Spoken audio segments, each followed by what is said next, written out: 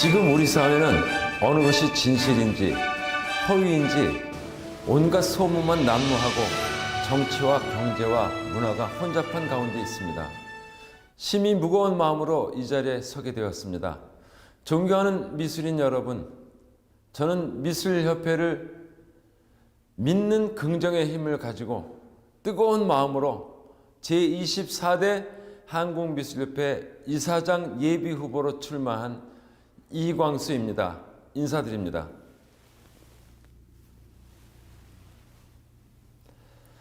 저는 중학교 1학년 어린 시절에 미술대회를 나가게 됐습니다.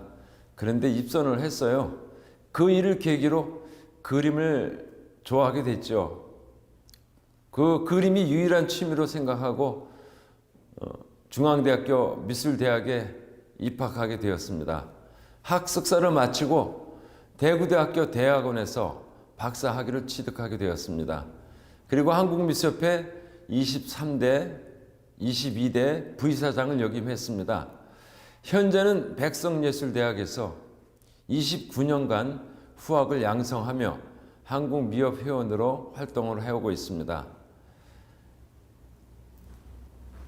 그동안 한국미술협회는 50년의 역사를 갖지만 국가 경쟁력의 향상과 어쩌면 문명적으로는 선진국에 도달했지만 그에 비해서 문화적, 특히 인문학적으로는 후진국에 머물러 있습니다. 이러한 과정에서 우리 미술인들이 인문학적 삶을 살아가는데 조금 미흡하다고 생각해 봅니다. 그림은 단순한 색칠이 아니고 역사적, 정치적, 사회적 관점을 그려내는 문화적 공간입니다. 따라서 우리 미술인들도 이제는 인문학적 사고를 가지고 창작하고 그것을 그림으로 표현할 줄 아는 그런 예술인이 되어야 한다고 생각합니다. 현재 한국미술협회에 미술인들이 3만 5천여 명에 이르고 있습니다. 정부와 서로 윈윈 상생할 수 있는 관계로 개선해 보고 싶습니다. 즉 미술인들의 인문학적 사고를 통해서 문학적 긍지와 또한 품위를 만들고 그리고 정치 및 경제인들이 미술인들을 필요로 하게 하고 그래서 서로 긴밀한 협력의 관계로 나아갈 수 있는 그러한 사회와 우리 미술협회를 만들고 싶습니다. 한국미술협회 22대 부이사장과 23대 경영부이사장을 역임하면서 실질적인 행정 경험을 통하여 우리 미술인들의 애환과 고뇌 그리고 그 염원을 잘 알게 됐습니다. 즉 한국미술협회 명예가 실종되었고 그 위상은 점점 추락하고 있으며 미술인들 스스로가 자존심과 긍지를 버리는 현실에 누구를 탓할 수 있겠습니까? 저 이광수 미술협회 회원들께 약속드립니다. 난무한 공약보다는 실질적인 정책으로 비전을 제시하고 실천에 옮기도록 하겠습니다. 특히 미술인들의 사고와 위상을 고취시켜서 정치 및 경제와 문화단체들이 미술을 통한 미래의 문화산업을 선도하고 콜라보적인 형태를 보임으로써 한국의 문화 경제력도 세계적인 경쟁력을 확보할 수 있어야 한다는 생각에 우선적으로 이번 24대 한국미술협회 이사장이 당선되면 혁신적인 개혁을 추진하겠습니다. 그러한 정책은 첫째, 미술협회의 경영사업과 수익을 창출해야 되겠습니다. 두 번째, 미술협회의 복지를 증진해야 되겠습니다. 셋째, 미술인의 위상을 정립해야 되겠습니다. 네 번째, 미술협회의 미술대전 운영 개선을 분명히 해야 되겠습니다. 다섯 번째, 미술협회의 조직을 개편하겠습니다. 여섯 번째, 미술 교육 정책을 개혁하고 또한 수립해서 시행할 수 있도록 해야 되겠습니다. 이러한 모든 것을 임기 동안 방향성을 제시하고 창의적이며 혁신적으로 접근하여 미술인들의 가슴에 많은 갈증을 덜어드리겠습니다. 세부적으로 말씀드리자면 첫 번째, 경영사업에 대한 문제는 다양한 문제가 있습니다. 미술협회 경영사업과 수익을 창출해서 우리 미술인들한테 돌려줄 수 있는 그러한 시스템을 만들어야 되겠습니다. 미술협회가 자회사를 설립해야 되겠고 많은 기업과 MOU를 체결해야 되겠습니다. 한국미술협회 미술은행을 설립하겠습니다. 한국미술협회 방송경매를 설립하겠습니다. 조형물 입찰 방식을 혁신하겠습니다. 한국미술협회 브랜드 및 상품 개발을 하겠습니다. 미술인 카드를 운영해서 본부 회비 및 지역 회비를 상쇄할 수 있도록 하겠고 미술관 및 문화재에 관련된 많은 곳에 무료로 입장할 수 있도록 접근하겠습니다. 한국미술협회 주간 국제 아트페어를 신설하고 또한 세계적 아트페어를 유치하겠습니다. 두 번째, 한국미술협회 복지를 증진할 수 있는 사업을 하겠습니다. 그 세부적인 사항으로는 미술인 공제조합을 설립하겠습니다. 그리고 미술인 상조회를 설립하고 미술인 노인병원을 유관기관과 MOU를 체결해서 혜택을 주어질 수 있도록 추진하겠습니다. 인사동에 미술인 복합문화센터를 만들겠습니다. 미술협회 회비를 절감하고 미술협회 회원 장학 제도를 확대하겠습니다. 세 번째, 미술인의 위상을 정립하겠습니다. 그 세부 사항으로는 근대 미술관을 설립해서 우리 선배들이 만들어 놓은 작품을 널리 알리는데 또한 보존하는 데 중요한 역할을 할 수 있도록 하겠습니다.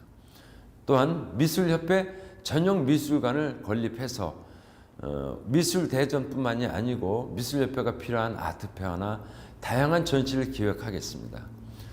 미술원 회원을 조직해서 원로 작가의 위상을 정립시키고 그분들을 존중하는 데 많은 역할을 할 수 있도록 하겠습니다. 네 번째, 미술대전을 운영 자체를 개선하고 개편을 하겠습니다. 분야별, 지역별 특성화를 시키고 할당제 또는 예선제를 도입하겠습니다. 심사 제도를 완벽하게 개편하겠습니다. 개선 특유 및 투명성을 강화시키겠습니다. 대통령상 및 국가기관장상을 신설하겠습니다. 기업 매입상을 확대하겠습니다. 미술대전 추천작가 및 초대작가제를 부활하겠습니다. 서예대전 같은 경우는 많은 문제를 제기해 왔습니다. 그래서 더욱 중요한 것은 서예대전에서 또한 문인화대전에서 1인 심사제나 점수제 또는 실명제 등을 도입할 것을 검토하겠습니다. 다섯 번째, 미술협회 조직을 개편 개선하겠습니다. 지역과 네트워크가 상시 연결될 수 있는 인터넷 시스템을 확립하겠습니다. 미술협회 지역별, 분야별 분권화를 확립하겠습니다. 미술협회 조직을 구조조정하겠습니다. 미술협회 직원 또한 구조조정하겠습니다. 미술진흥법 4개년 계획을 세워서 그 위원회를 만들고 추진하겠습니다. 여섯 번째, 미술교육정책 개혁을 수립하겠습니다. 자격제도, 미술협회 회원들을 위한 자격제도 및 그 자격증을 발급하겠습니다. 그러한 것을 하기 위해서 산하교육기관을 설립하겠습니다. 또한 현재 초중등 교육법을 개선할 수 있도록 접근하겠습니다. 공공미술 프로젝트를 개발하고 또한 미술 강사를 지원하겠습니다. 문화센터 강사를 지원하겠습니다. 마지막으로 기타 몇 가지 더 말씀을 드리겠습니다. 전문 미술가 출신의 정치인을 필히 배출하겠습니다. 미술품 세제를 개혁할 수 있도록 입법기관에 협의를 하겠습니다. 그 세부적으로는 기부금 영수증을 발급해야 되겠습니다. 또한 증여세에 대한 문제도 접근해야 되겠고 양도세에 대한 문제도 접근해야 될 것으로 생각됩니다. 미술인 신문고를 운영하겠습니다. 청년 작가 발굴을 하고 또한 그들을 지원하고 그들을 미술협회에 영입할 수 있도록 하겠습니다. 미술인의 날 시상 제도를 개선하겠습니다. 꼭 지역과 연계할 수 있도록 하겠습니다. 문화센터 강사 협의체를 구성하겠습니다. 강사들 자격증 제도를 도입하겠습니다. 서예분과 독립 운영을 시도하겠습니다. 공사립 미술관 건립 시 미술협회가 참여하고 심의할 수 있도록 시도하겠습니다. 전국 미술인 축제를 개최하겠습니다. 저는 지난 12년간 미술 행정에 참여하면서 경험하고 생각해왔던 것들을 혁신과 개혁의 토대로 마련하였습니다. 단 4년 동안 개혁을 완성할 수는 없겠지만 새로운 길을 분명히 개척해 놓겠습니다. 이것이 바로 제 철학과 목표입니다. 시도하지 않는 자에게는 결코 기회도 없고 결과도 없다고 생각합니다. 현재 미술협회 회원이 3만 5천 명에 이르고 있습니다. 저희들이 함께 단합한다면 그 원동력으로 미술협회는 비약적인 발전과 혁신을 할 수 있다고 확신합니다. 그 앞에 제가 당당히 서겠습니다. 그러기 위해서는 첫 번째는 정치, 경제, 사회, 문화 인사들에게 우리가 그들을 따라가는 입장이 되지 않고 우리 요구사항을 그들이 필요로 하게 해서 그들이 따라오게 해야 되겠습니다. 그것이 한국 미술인들이 이 사회를 선도하고 한국을 세계화시키고 한국을 선진국으로 도입할 수 있는 최고의 방법입니다. 두 번째는 우리 한국미술협회는 현재 경영과 사업을 하지 않습니다. 왜냐하면 미술협회는 경영을 하거나 수익성을 낼 수 있는 그러한 수익성 법인이 아니기 때문입니다. 하지만 우리 미술협회도 여러 사회단체와 업무 협약을 체결하거나 자회사 시스템을 구축해서 문화사업을 주도할 수 있다고 생각합니다. 즉 한국미술협회가 경영사업 일선에 참여하는 그러한 구조를 만들겠습니다. 세 번째는 현재 지회지부에서 많은 문제를 제기하고 있는 부분입니다. 지회지부 회원분들이 회비를 이중으로 지출하고 있기 때문입니다. 이런 입회비 문제도 앞에서 거론하였듯이 합리적인 방법으로 부담 없이 하도록 하겠습니다.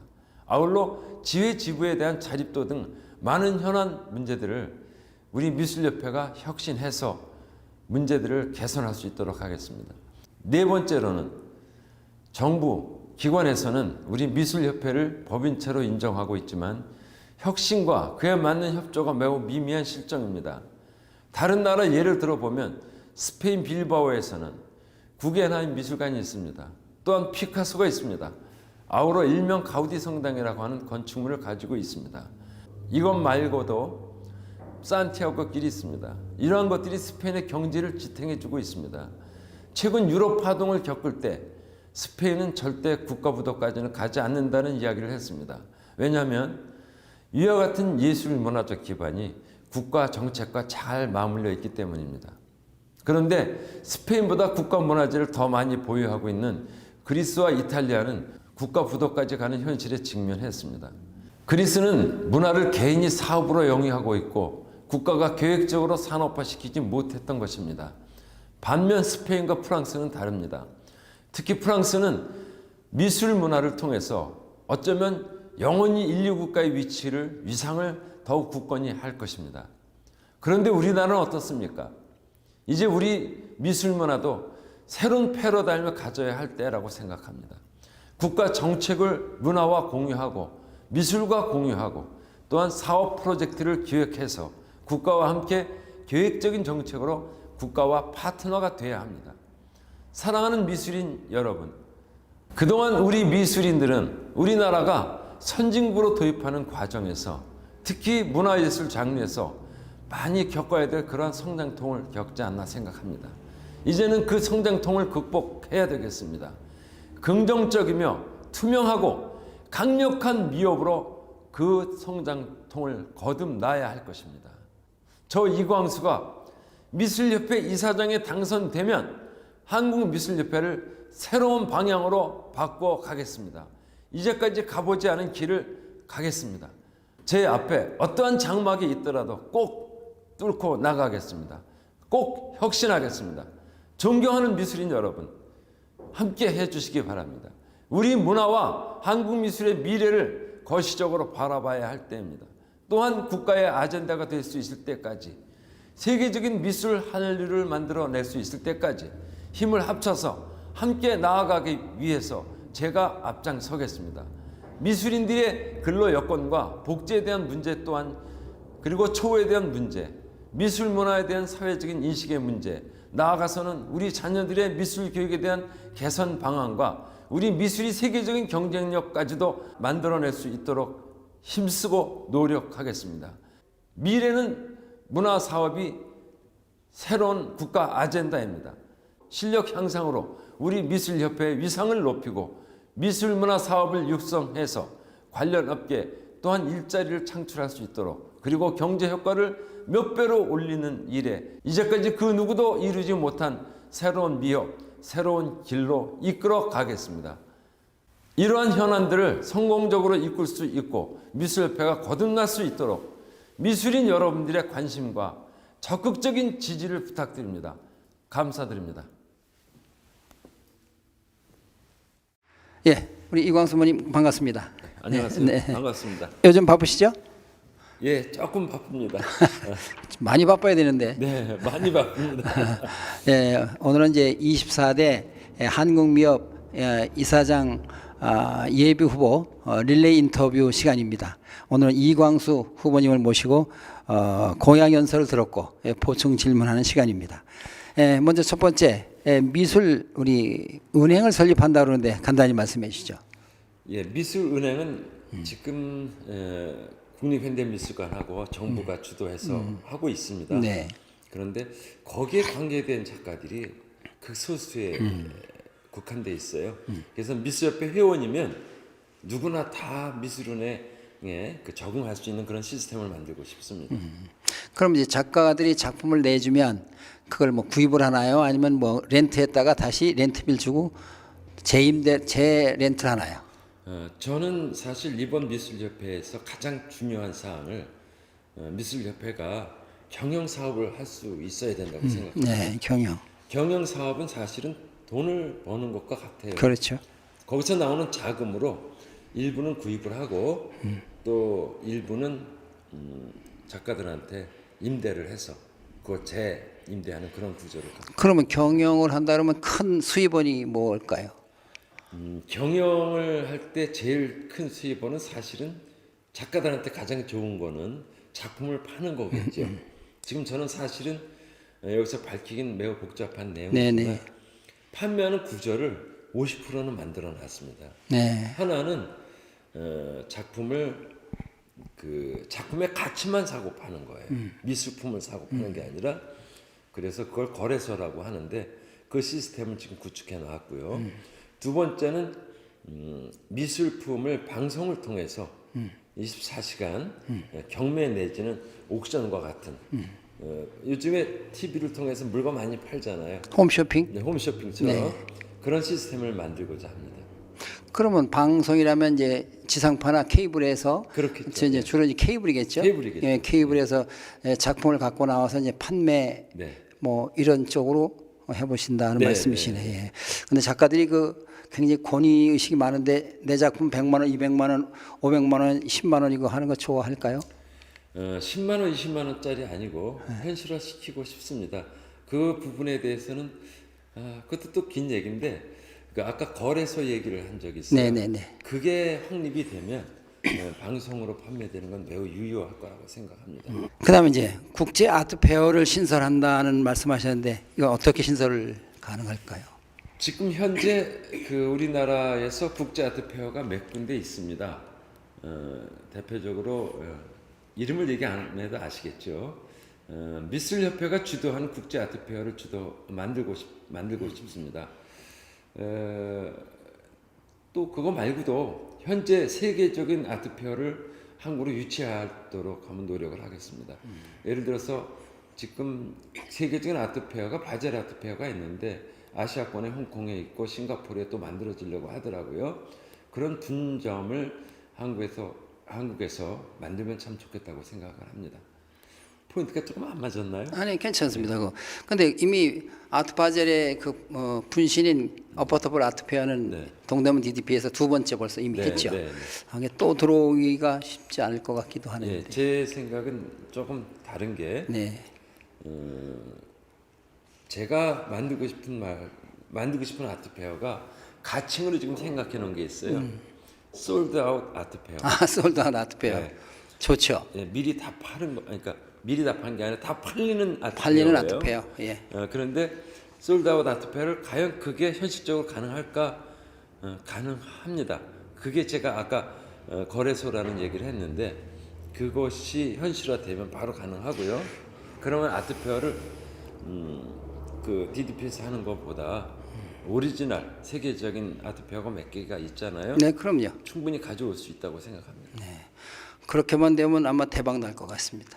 예, 어쩌면 아트페어 메커가 바젤이나 뭐 쾰른, 켈린이나 피아트 있고, 이런 데보다도 어쩌면 서울이 되지 않을까. 예. 솔드아웃 아트페어가 현실화되면. 그 재밌는 아트 페어네요. 말만 들어도 재밌습니다. 예, 예, 다음으로 넘어가도록 하겠습니다. 그다음에 이제 미술인 복지 증진을 위해서 공제조합, 인사동 노인병원 설립만 유관기관과 이제 MOU 맺는 거니까 그렇고 공제조합은 어떻게 만들죠? 미술인들이 만들 수 있는 조합이 여러 가지가 네, 있습니다. 예. 근데 그 중에 공제 조합을 꼭 만들고 싶어요. 사실 지난번 23대 때 네. 제가 시도를 했었습니다. 조광훈 이사장한테. 부이사장을 있을 때. 예, 네. 제가 그러니까 네. 부이사장 취임하면서 네. 첫 해에 네. 무슨 일이든지 그게 실현이 안 됐어요. 하지만 분명히 될 수 있는 맥을 짚어놨고 좀 구체적인 내용이지만 그게 처음에 시작할 때는 보험회사와 비슷한 역할을 가지고 가야 됩니다. 그래서 법인을 따로 만들어야 되고 하는 부분이 있어요. 그래서 공제회를 만들고 근데 미술인 숫자가 늘어나면 정부에서도 또 지원을 주는 그런 시스템이 됩니다. 일단은 지금 3만 명 가지고 시작은 할 수가 있을 것 같습니다. 예. 그다음 또 인사동의 그 복합센터 미술을 위한 복합센터 어느 후보는 사랑방을 만든다고 그러던데 복합센터라는 건 뭐 건물 빌딩을 하나 뭐 어떻게 센터라고 하면 크게 보이는데 네. 아까 얘기한 경영사업을 해서 돈이 많이 나오면 네. 그런 빌딩을 매입할 수도 있겠지요. 근데 현실적으로 볼 땐 좀 뜬구름 잡는 사람처럼 보이니까 좀 그 어느 후보의 얘기가 저는 사실 제가 4년 전에 그런 얘기를 한 적이 있었는데 네. 이제는 다 알고 있는 것 같아요. 네. 그 후보 얘기랑 거의 비슷한 얘기입니다. 미술인들이 전시도 할 수 있고 지방 작가들은 올라와서 차 한잔 마시고 네, 차 한잔 마실 수도 있고 머물 수도 있고 그다음에 우리 미술인들이 연로한 미술인들은 행정적인 저기도 지원도 받을 컴퓨터 수 있고 대행도 해주고 네 그런 그다음에 뭐 작품도 거기다 보관도 해주고 뭐 이런 복합적인 내용 그래서 복합센터라고 하는 근데 그럼 공간이 좀 꽤 커야 될 것 같은데 근데 자금 있는 걸로 해서 예. 작은 부분부터 시작하면 예. 그렇게 어려울 것 같지는 않습니다. 또 근데- 자금 생기면 크게 늘리면 근데 서울 사람들 그렇고 저 대구 부산 광주 있는 사람들은 어떻게 하죠? 그러니까 그분들이 이제 서울에 와서 전시를 하러 왔잖아요. 네. 그런데 아는 사람 별로 없고 또 작품도 어디다가 갖고 왔는데 마땅치 않고. 마땅치 않고 또 서울에 와가지고 또 자료를 꺼내야 되는데 또 광주까지 갈 수도 없고 할 때 사용할 수 있는 그런 편이 간이역을 해주시는 거네. 예. 그럼 저희가 반대로 부산 가서 전시할 때는 어떻게? 서울 그건 사람이 뭐 부산 갈 때는? 사실 인사동이 한국 미술의 어쩌면 메카니까 인사동에다 만들자고 하는 뜻이죠. 좀 나아가서는 이제 이따가 여쭤보실지 모르지만 저는 교육기관을 꼭 만들고 싶어요. 예. 만들고 싶어요. 그게 어쩌면 인사동 근처에 요거 복합문화센터하고 같이 교육기관을 만들고 싶은 그런 부분이 연계되는 부분이 아카데미 같은 거.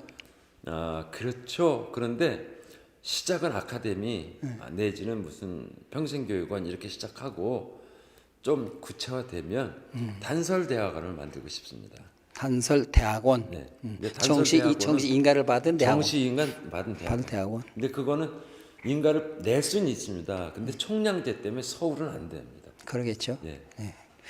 예, 알겠고요. 미술관 건립한다고 그러시는데 미술관 건립하려면 뭐 자금이 상당히 많아야 되는데 이거 어떻게 해결하죠? 미술관 건립이 사실 지금 현재 23대 때 네. 미술관 건립하자고 왔던 분들도 있어요.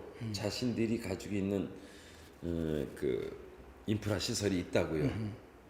그리고 제일 많이 체결한 게 지금 한 50개 가까이 MOU 체결했을 겁니다. 그 중에서 가장 많은 MOU가 뭐냐면 아트밸리. 아트밸리. 네. 이런 회사, 이런 걸 만들려고 하는 회사에서 찾아온 곳이 많아요. 잘 접근하면 서울 시내에도 함께 그 미술협회랑 함께 협력하면 만들 수 있다고 생각을 합니다. 예, 그렇게 만들어졌으면 우리 미술인들에게 너무나 좋은 얘기 같고요. 그다음에 우리 뜨거운 감자 미술 대전 운영 개선이라는 건데 이건 어느 후보나 다 개선한다고 그러는데 이 개선 방법을 좀 특이한 게 있나요, 이 후보님은? 제가 다른 후보님 인터뷰하는 걸 봤습니다. 근데 비슷한 말씀을 하시네요. 전 저만 생각한 건 줄 알았더니. 근데 그거 제가 사실은 지난번에 나왔던 모 후보님이 주장했던 것을 네. 그 당시부터 같이 공유했던 문제예요. 그러니까 벌써 4년 전 얘기죠. 그러니까 뭐 제가 여기다가 아까도 말씀드렸습니다. 할당제 내지는 예선제 네. 뭐 이런 얘기를 했는데 지역에서 예선을 거쳐서 올라오는 방법도 생각을 하고요. 네. 그게 활당제입니까? 예선제죠. 아, 그건 지역 예선제. 예선제고 또 활당제. 할당제라는 건 뭐냐면 그 예를 들어서 광주라고 한다면 네. 광주에도 지회에서 치부가 있고 공모전이 지회도 있고 있습니다. 치부가 있겠지. 예. 네. 그럼 지회에서 상위 랭킹 몇 위까지는 당연직 입선으로 한다. 뽑아서 올린다는 거죠. 네. 그리고 이제 본심을 서울에서 하는 거죠. 예선제, 할당제에 대한 문제는 두 가지가 있어요. 지역 미술을 우대시한다는 문제가 하나 활성화시킨다는 있고요. 활성화시킨다. 죄송합니다. 우대가 아니라 활성화시킨다는 문제가 있고 또 하나는 편의를 봐줄 수가 있어요. 지금 현재는 중학까지 100호를 들고 와야 돼. 액자까지 끼워서. 네. 근데 지역에서 하면 훨씬 그게 좀 그러니까 수고가 덜어들죠. 예, 입상자만 올라오니까 네. 낙선자 굳이 올라올 필요 없고. 그렇죠. 예. 그런 부분이 있고요. 또 약간의 또 문제가 있습니다. 좀 지역에서 좋은 작가를 예를 들어서 광주 작가가 10명을 보내고 부산 작가 10명을 보냈는데 한쪽 작가들이 그림이 안 좋다 그러면 그쪽 작가들이 그쪽 심사위원이 문제가 된 거거든요. 그러니까 책임이 좀. 근데 그거는 이해가 되는데 한편으로 거꾸로 네, 네. 그러면 참가 그 작가들이 많이 참가금을 내고 참여를 해야 되는데 그럼 이 비용 문제는 더 줄어들 것 같은데 그렇지는 않죠. 어떻게? 예를 들어서 광주라고 얘기했는데 네. 광주지회 미술 대전을 냈을 경우 네. 거기 접수비가 있죠. 그렇죠. 그다음에 본부에 낸다 그러면 거긴 또 내야 되겠죠. 아니면 미술 대전은 어떻게 운영을 해요? 본부에 낼 때는 입상된 사람만 올라오니까. 그러니까 거기서 입상할 때 그건 회비를 낸 그러니까 거고. 광주나 서울에 부산이나 낼 땐 심사비를 또 내야 되겠죠. 또 내는데 그게 인원이 얼마 안 되잖아요. 그렇진 않고요. 걸러서 올라오니까. 제가 보기에는 만약에 우리가 지금 현재 서양화가 700개가 접수됐다고 한다면 네. 이게 지역 할당제로 된다면 1000개도 가능할 거라고 생각하는데요. 지역에서 몇 정도 몇 프로를 뽑아 올린다. 그렇죠. 아예 예를 들어서 광주에는 광주 미술 대전에 예. 500명이 냈고 그다음에 무슨 여기 조그만 도시가 하나 있습니다. 어디 좀 지회지만 충주 같은 데는 좀 작잖아요. 네. 거기서는 500명이 냈어요. 그럼 1000개, 500개 하면 여기는 20개를 내야 되고 여기는 10개가 2배가 돼야 되겠죠. 그런데 그 지역 할당을 주면 숫자는 조절할 수가 있죠. 그러면 지금보다는 더 참여가 더 많을까요? 제가 볼 때는 훨씬 높을 수 있다고 직선 생각합니다. 지금은 이제 직접 내는 형식인데. 네. 글쎄 하여간 물론 이런 것도 있습니다. 지역에서 떨어졌어요. 억울하겠죠. 네. 한 번 더 도전할 수 있는 기회도 줄 수 있죠. 낙선자가 다시 낼 기회도 본부에다 낼 수 있는 기회를 한번 준다. 그러니까 이거는 지금 그냥 결정할 수 있는 문제가 아니에요. 아니 물론인데 이제 공약으로서 얘기하는 네, 거죠. 예. 예, 하여간 뭐 거기까지 또 듣도록 하겠습니다. 또. 예, 그다음에 이제 서해대전 같은 경우에 점수제 실명제라는 개념을 잘 이해가 안 가가지고. 많은 서해인들한테 제가 혹시 불미스러워 보일까봐 조금 어려운 부분이었습니다. 근데 사실 서해하고 문인화는 어떠한 문제가 있느냐 하면요. 서양화, 한국화는 그림을 그리려면 최소한 일주일은 걸립니다. 100호를 하려면. 물론 1시간에 할 수도 있겠죠. 네. 어떤 장르에 따라서. 그런데 서해 문인화는 빠르면 1시간에도 할 수 있어요. 그러겠죠. 그러다 보니까 이게 좀 더 예민해요. 그 진위를 가리는 부분이라든가 또 아니면 진위를 가려도 좋은 작품을 뽑아내거나 이럴 때 더 예민한 부분이 있고요. 좀 심하게 직설적인 표현을 하면 비리가 더 조성될 수 있는 가능성이 더 많아요. 그래서 좀 더 타이트하게 하기 위해서 심사위원들끼리 앉아가지고 점수를 낸다든가, 그러니까 점수를 내서 종합한다든가. 점수라는 거는 우리 입시에서 보듯이 뭐 그렇죠. 100명 10점 있다 그러면 만점 100명 있다 이렇게 그러면 1번이 뭐 몇 점 이렇게 해서 아, 그렇게, 예, 비슷한 얘기가 됐습니다. 작품을 갖다가 놓으면 네. 이제 심사위원들이 놓고 네. 합의를 보는 게 아니라 각자 자기 점수를 내서 그러니까 내고서. 각자 작품마다 점수를 낸다는 그렇죠, 거죠. 예. 네네. 그리고 실명제라는 거는 이제 만약에 개인으로 줬습니다. 뽑을 가능, 지금의 합의제는 그렇게 합니다. 표를 주고 붙이라고 해요. 근데 그것이 그 사람이 뽑았다는 것을 증명할 수 있게. 나중에 문제가 되면 그 심사위원이 책임을 지게 되는 거예요. 실명제라는 건 이제 내가 대상을 추천했다. 네네. 뭐 우상을 추천했다. 네네. 뭐 입상을 추천했다. 추천자 그 이름이 추천자 이름이 나온다. 네. 그리고 점수도 마찬가지입니다. 점수가 내가 몇 점 줬다는 걸 다 공개한다. 아니죠. 공개하면 안 되죠. 갖고 있대. 문제가 됐을 경우 그거를 실명을 확인할 수 있다는 얘기죠. 지금 문제가 되는 부분이 있잖아요.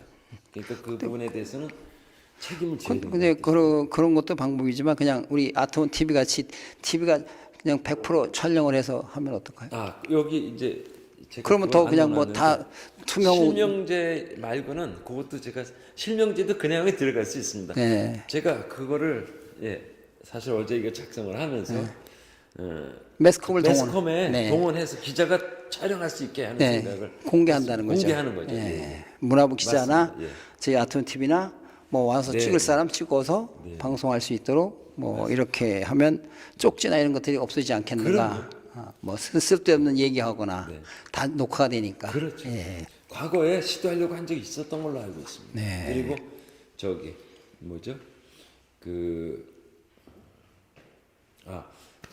평가하는 것도 꼭 저기 뭐죠? 미술 그 장르에서만 뽑는 게 아니라 뭐 평론가가 온다든가 예. 뭐 외부에서 심사위원. 네, 심사위원도 예. 좀 더 개선을 할 필요가 있다고 생각합니다. 네. 그래요. 하여간 뭐 우리 미술대전이 심사하려면 돈 주고 심사해야 되고 또 상을 받은 사람은 또 후원금을 내야 되고 뭐 이런 비리가 흔히 많이 있지 않습니까? 네, 그런 것들이 진짜 하루속히 없어져야 될 거로 생각이 됩니다. 예.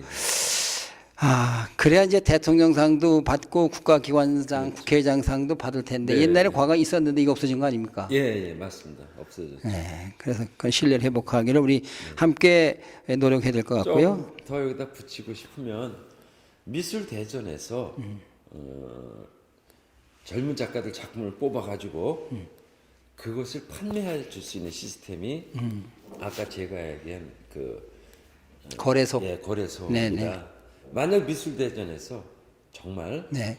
한 번에 한 50명만 뽑아서 팔아줬다고 하면 그다음에 젊은 작가들 소문 나죠. 생각합니다. 네, 소문 나죠. 그리고 미술 대전에서 뽑아가지고 그 솔드아웃 아트 페어에 내준다고 한다면 또 국제적인 아까 아트 페어 미술협회가 주도한다고 하는 거 그런데 내준다고 한다면 미술 대전에 젊은 작가가 다 들어온다고 생각합니다. 그리고 더 중요한 거는 그렇게 판매될 수 있는 작가들은 미술협회 회원이어야 된다고 한다면 미술협회는 그 젊은 작가들이 다 들어오는 곳이 제가 젊은 작가들 우리 미술협회에 영입할 수 있는 조건 중에 하나라고 생각합니다. 지금 우리 미협 회원 평균 나이가 몇이라고? 한 62, 30, 60세가 네, 60세가 넘는다는 막 겁니다. 넘을 겁니다. 넘는다는 예, 겁니다. 이게 아주 뭐 안타까운 일 중에 하나죠. 65세면은 그리고 20년 입회하면 회비를 안 내게 돼요. 네, 그렇죠. 그러니까 앞으로 길게 잡아도 20년이면 미술협회 회비 낼 사람이 한 30명밖에 안 나요. 그렇죠. 젊은 사람이 안 들어오니까 예, 큰일입니다. 예, 그 다음이 이제 조직 개편 분권화 이런 거는 그냥 넘어가도록 하고요. 미술교육 정치 자격증 제도의 자격증이라는 게 어떤? 현재 우리나라에 있다가 또 혹시 나올지는 모르겠습니다만 제가 공약사항에다가 아까 넣은 부분인데 문화센터가 지방자치단체가 3,700개입니다. 그 중에서 큰 서울시 이런 거 빼고 3,000개가 넘게 문화센터를 가지고 있습니다. 그렇죠. 그리고 개인적으로 사업화 시켜서 하는 문화센터까지 하면 5천 개가 됩니다. 문화센터가. 네, 예. 5천 개의 문화센터에 보면 미술 과목이 특히 생활미술 쪽은 매우 많습니다. 그렇죠. 생활미술 쪽은 100개의 장르가 있어요. 그리고 전통미술 쪽에도 보면 50개가 넘게 있습니다. 그 사람들이 갖고 있는 그 과목이 한 문화센터의 3분의 2입니다. 3분의 1이 음악, 무슨 무용 이런 것들. 뭐 레크레이션도 있고, 예. 예. 작게 잡아서 20개만 한 문화센터에 20개의 과목이 있다고 하면 5천 개 곱하기 20하면 10만 개의 강좌가 있는 거예요. 그 10만 개의 강좌에 한국미술협회 회원이어야지 강의를 할 수 있다면 미술인들이 기본적인 직업을 가질 수 있는 획기적인 바탕이 될 수 있습니다. 그럼 강사 자격이네. 그러니까. 네. 그럼 강사 자격은 연수를 어떻게 시켜요? 그래서 그 강사를 하는데 첫째, 지금 당장 자격이 있는 사람이 강의를 해야 된다고 한다면 지금은 불합리하죠. 특히 미술협회 미술치료사 자격증을 주는 게 없습니다. 예를 든 겁니다.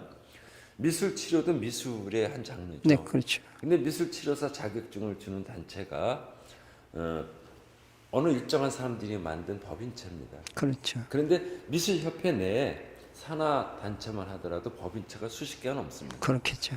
그 산하 단체에서 만드는 것보다 미술협회에서 미술치료사를 준다면 어쩌면 공인된 부분으로서 획기적인 게 아닐까 이렇게 생각을 하죠. 근데 미술치료사뿐만이 아닙니다.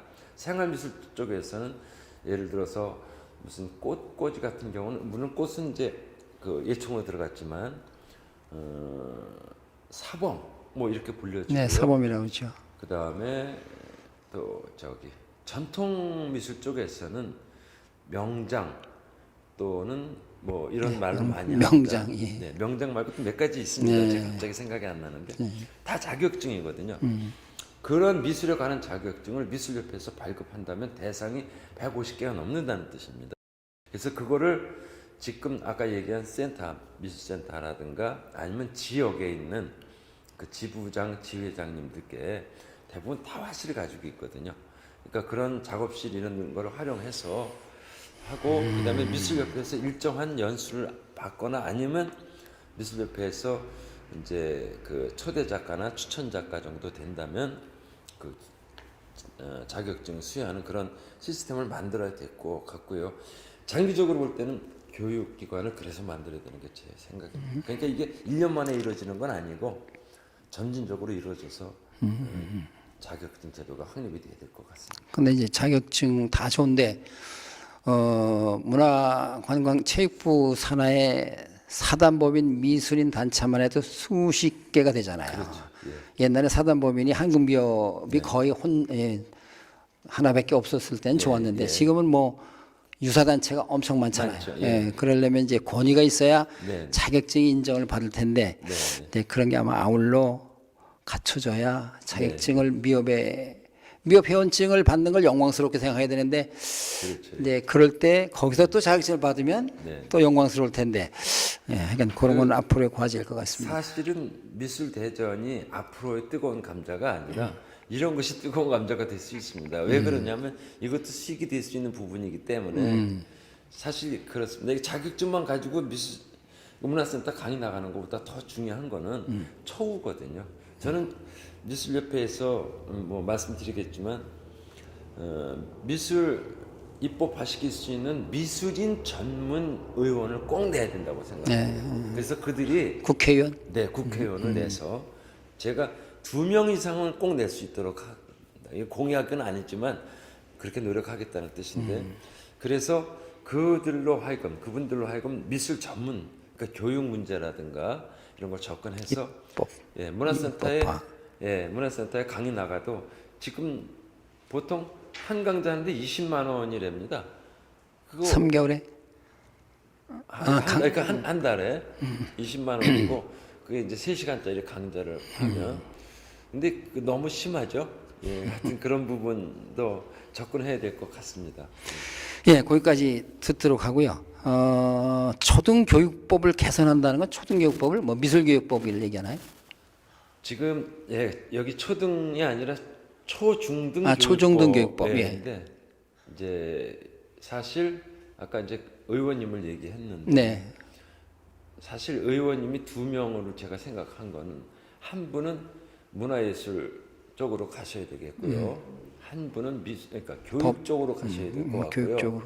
어차피 법을 다루는 거니까 사실은 더 내서 경상 쪽으로도 보내야 되고 그다음에 건설 쪽으로도 보내야 되고 이렇게 해야 되는데 지금 현재 초등학교 미술이 제가 볼 때는 안 되죠. 우리나라 말이 안 됩니다. 중고등학교는 미술 과목이 없어요. 선진국 같은 경우는 문화예술 계통에서 준 프로 정도 수준이 아니면 대학 들어갈 수 있는 자격 제한을 받습니다. 근데 우리나라는 고등학교 미술 시간에 가면 미술 선생님이 아예 뒷짐지고 있고요. 그 시간에 영어 자습을 시킨답니다. 아예 가장 중요한 국사, 윤리, 문화예술 이런 게 우리나라에 지금 뭐 가장 중요하지 않은 과목으로 되어 있고 아예 수업 자체도 안 하고 있거든요. 저는 그거부터 바꿔야 된다고 생각해서 이 교육법이라고 제가 말씀드립니다. 네, 교육과정 이 커리큘럼에 관한 문제네. 문제와 네. 그 어떤 그 교사 네. 그리고 사회미술 교육 문제도 그리고 아동미술학원 다 지금 문 닫았어요. 문 닫았죠.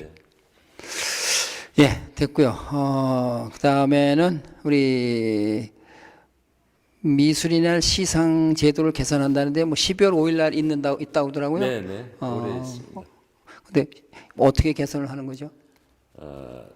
처음에 미술인의 날 그 행사 노재순 때 이사장 때 보면 만들었죠. 노 이사장님이 네, 만들었죠. 그 만드셨죠. 근데 지금 많이 변질돼 있어요. 어떻게 변질됐죠?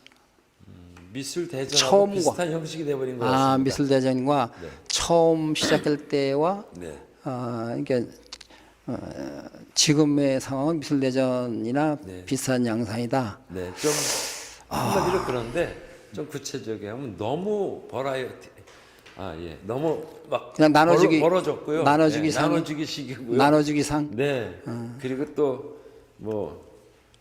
또 플러스 알파 플러스 알파. 작용하는 것 같아 보여요. 근데 그런 취지로 노 사장님이 만든 게 아니거든요. 당초에. 미술의 위상을 위해서 만든 것인데. 그땐 저 공영방송에서도 방송도 나왔었어요. 그랬죠. 예. SBS인지 네. 어딘지 하여간 방송에 나왔었어요. 네, 네. 그랬는데 그래서 이걸 전면 개편하든가 새로운 형식으로 만들든가. 좀 저는 솔직히 관심이 좀 없었는데 지금 듣고 보니까 올해는 좀 꼭 가보도록 하겠습니다. 제가 이거 좀 오늘 성급하게 말씀드린 게 아닌가 좀. 아니요, 그 그런 미술인의 생각을 날에 합니다. 시상 제도를 개선한다니까 초심으로 돌아가서 하신다는 말씀 아닙니까? 결국은. 제 눈에 그렇게 비춰왔습니다. 네, 예. 그다음 서예 분과를 독립한다는 거요.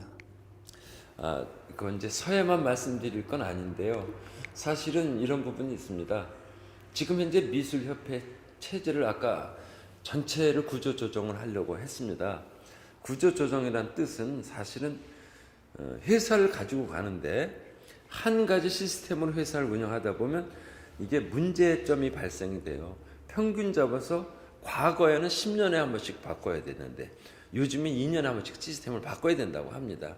미술협회는 50년 전에 만든 시스템을 지금 그대로 가지고 가고 있습니다. 예를 들어서 미술협회 회원이 적어야 된다고 주장하는 분도 있더라고요. 그거는 20년 전 사고입니다. 지금 세계화된 사고는 많을수록 좋아요. 지구가 있어야 됩니다. 중국이 미국을 상대하는 것도 그래서 힘이 있는 거고요. 우리 미술인도 미술인에 대한 복지를 또한 미술인에 대한 우대 정책을 쓰려면 식구가 있어야 돼요. 그러니까 이 말씀은 뭐냐 하면 지금 시스템을 전환시키는 건데 지역도 분권화 시켜야 됩니다. 예를 들어서 지금 인천도 했고요.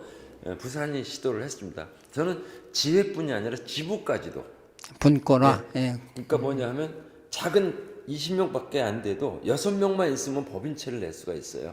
그 도시에 예를 들어서 제가 인제군 공공미술관 관장을 했습니다. 과거에 그리고 거기에 사단 법인체를 만들었어요. 왜 그랬느냐면 자금 지원을 받기 위해서 만든 거예요. 그래서 인제군 미술협회이면서 하나는 한국미술협회 산하 지부가 되는 겁니다. 두 가지의 역할을 하는 거죠. 그러니까 하나는 엄마, 하나는 아버지 이렇게 표현해도 좋습니다.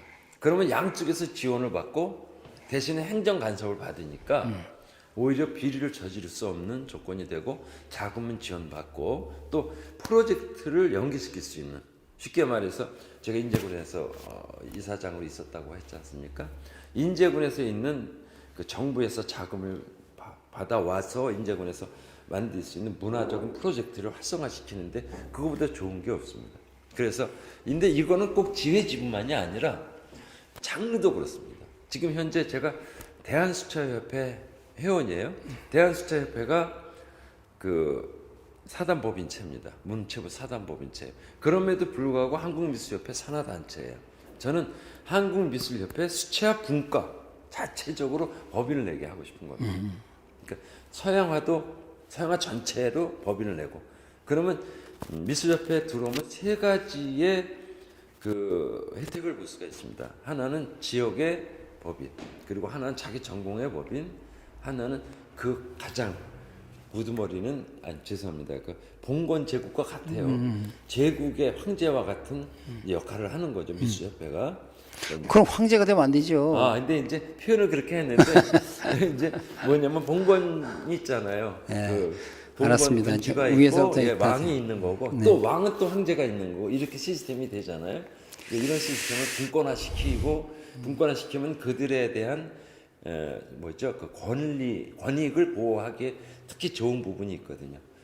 그런 말씀입니다.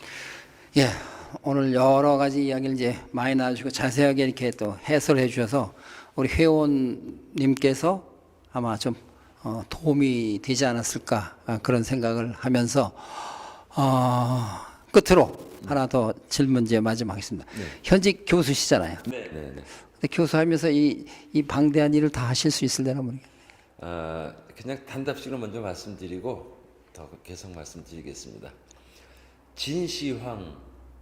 황제가 있었죠. 네. 진시황께서 만리장성에 돌 하나 안 쌓았습니다. 문제는 인재 영입을 하면 다 할 수 있고요. 삼성의 그룹 오너께서 이 대리점 하나하나 나와가지고 장사하지는 않죠. 뭐 그리고 지난번 몇 년 전에도 현직 교수가 이사장도 했었죠. 그런데 누가 이렇게 얘기합니다. 바빠서 못하고 또 왜 교수가 됐는데 뭐 평생 보장되고 그다음에 명예도 있는데 이거 왜 하려고 그러냐. 그렇게 물어본 사람들이 저한테 많습니다. 저는 그분들한테 역으로 답을 하겠습니다. 그 관점이 저한테 물어보는 그렇게 저한테 질문하는 관점은 미술협회 이사장 되면 뭔가 생기기 때문에 하니까 한다는 관점을 가지고 보면 그렇습니다. 그게 아니라 실제로 봉사를 하거나 한국 미술인들의 길을 만들어 주려고 한다면 그런 답변이 상관이 없게 됩니다. 제가 제 자녀가 둘이 있습니다. 아들과 딸이 모두 다 미술을 합니다. 서양화를 해요. 지금 대학원생들입니다. H대학교 대학원생인데 저는 그 아이들한테 지금 현재 한국미술계에서는 이렇습니다. 꼭 무슨 TV문학관, 토요문학관 이런 데 보면 꼭 가정을 버리고 불황자의 직업을 미술로 꼭 잡더라고요. 한국에서는 미술인들이 인식이 그렇습니다. 가난하고 그다음에 가정 등한시하고 돈 못 벌어오고 무례한으로 보여지는 그러한 직업으로 보여집니다. 무슨 이상한 철학자로 보여진다는 멋진 화가로 보여줘야 되는데. 네. 저는 그렇게 생각하지 않습니다. 지금 현재 독일과 프랑스 같은 데서는 국무위원을 할 때 내셔널 아티스트를 초대할 경우는 수상의 자리를 비켜준답니다. 그리고 비행기를 타면 기장이 와가지고 박수를 쳐준답니다. 그런 제 후손들한테 제 자녀한테 그런 미술계를 만들어주고 싶어서 이사장에 출마했습니다. 네. 좋은 말씀 많이 해주셨고요. 지금 우리 현실은 대학도 미대를 취업이 안 되니까 줄이는 추세로 가고 있는 게 우리 현실이잖아요. 네, 그래서 그렇게 외국처럼 해외 선진국처럼 그렇게 오히려 미술하는 쪽을 되게 늘려주고 문화 예술이 미술이 더 확장되는 그런 날이 왔으면 좋겠고 우리 이사장님이 되셔서 그런 걸 꼭 전개했으면 좋겠습니다. 오늘 장시간 감사합니다. 감사합니다. 네, 감사합니다. 예. 네.